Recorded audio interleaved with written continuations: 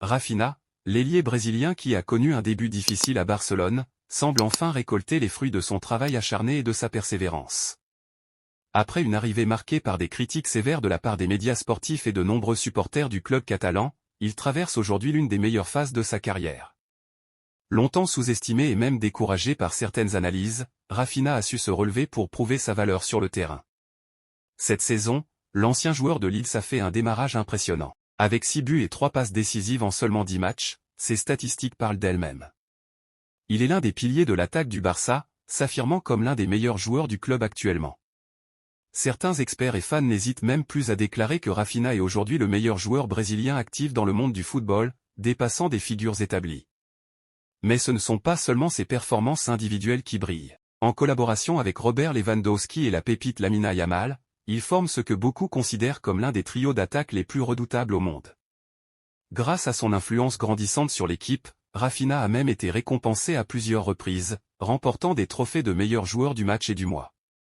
De plus, son leadership sur le terrain lui a valu d'être nommé l'un des capitaines de l'équipe, un honneur pour tout joueur du Barça.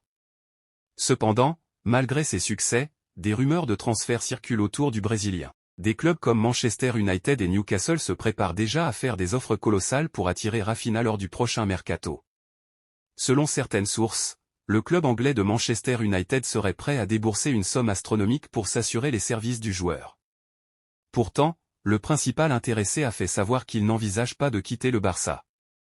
Il a même déjà refusé une offre de 90 millions d'euros de la part d'Al Hilal cet été, car son attachement pour le club catalan reste fort.